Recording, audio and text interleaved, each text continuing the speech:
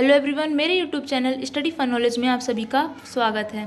आज हम class 11th की जो केमिस्ट्री है उसके हमने कई पार्ट्स पीछे डिस्कस कर चुके हैं, कई सारे टॉपिक्स को डिस्कस कर चुके हैं हम। तो आज का हमारा जो टॉपिक है डाल्टन का परमाणु सिद्धांत या परमाणुवाद, जिसे डाल्टन्स एटॉमिक थ्योरी भी कहते हैं।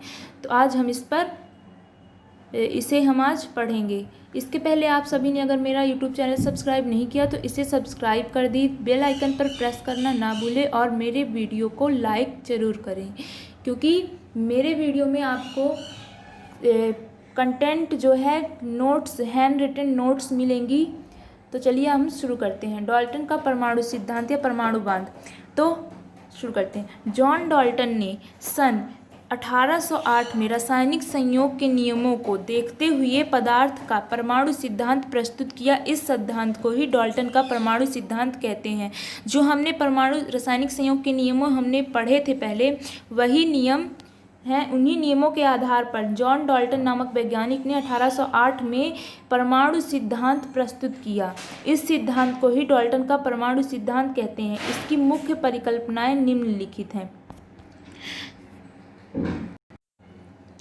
जैसा कि यहाँ पर हमने देखा कि ये इसकी पहली परिकल्पना जो है, प्रत्येक पदार्थ अत्यंत छोटे छोटे कणों से मिलकर बना होता है। मतलब कि कोई भी अगर पदार्थ है वो अत्यंत ही छोटे छोटे कणों से मिलकर ही बना हुआ। कोई भी चीज़ है उसकी एक यूनिट होती है जिससे वो मिलकर बना होता है। उसके बाद जिन्हें हम उन छोटे छोटे कणों या इकाइयों को ही हम परमाणु या एटम कहते हैं।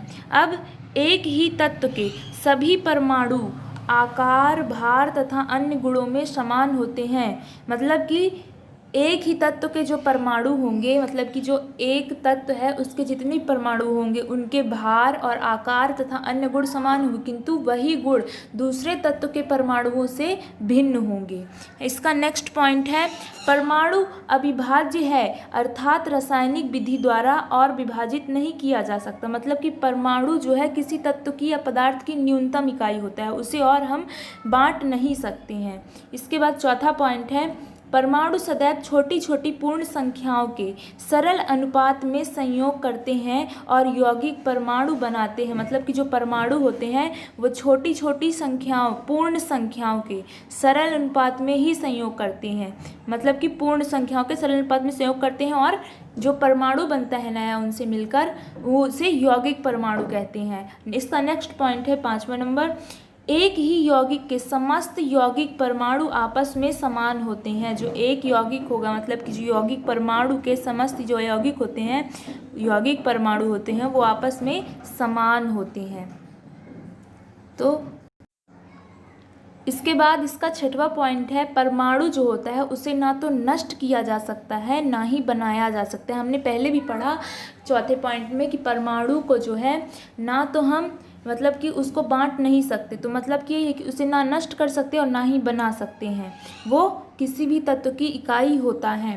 परमाणु में, इसका 7वां पॉइंट है, परमाणु में पदार्थ के सभी गुण पाए जाते हैं। परमाणु पदार्थ के सभी गुण पाए जाते हैं, वो इसकी इकाई है। मतलब कि अगर किसी पदार्थ का हमारे पास एक छोटा सा इकाई यानी कि परमाणु होगा तो उसके हम सभी गुणों का पता उस परमाणु से लगा सकते हैं, किसके, पदार्थ के गुणों का।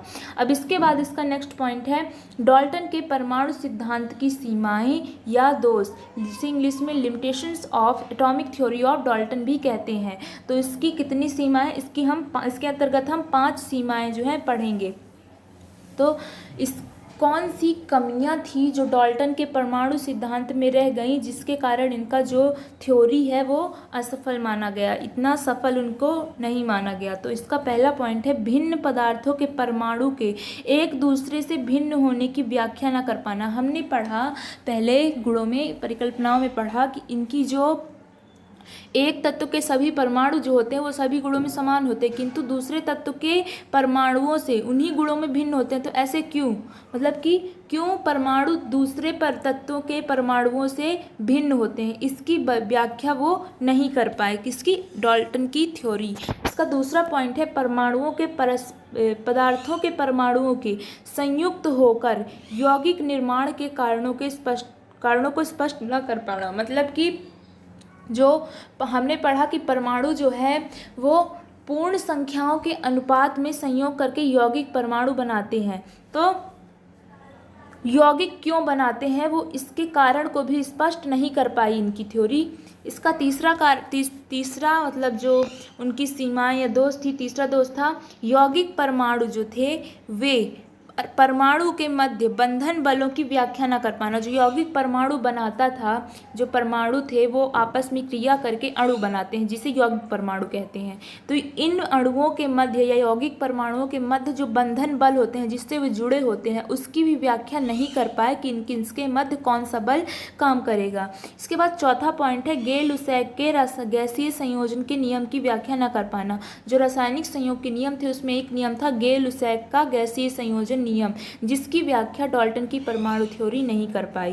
पांचवा पॉइंट है परमाणु तथा यौगिक परमाणु यानी कि अणु में भेद ना कर पाना। इनकी थ्योरी परमाणु और अणु में भेद यानी कि इनको अलग अलग नहीं बताती है, इसका इन्होंने स्पष्टीकरण नहीं दिया। इसी कारण यही कुछ दोष थे जिसके कारण इनकी थ्योरी जो है वो सफल नहीं हो सकी। तो दोस्तों कैसा आपको समझ में आया ये टॉपिक? अगर कोई क्वेश्चन हो तो उसे आप कमेंट बॉक्स में मेंशन कर दें, कोई क्वेरी हो उसे मेंशन कर दें, और मेरी वीडियो को लाइक, चैनल को सब्सक्राइब और बेल आइकन पर प्रेस जरूर कर दीजिए।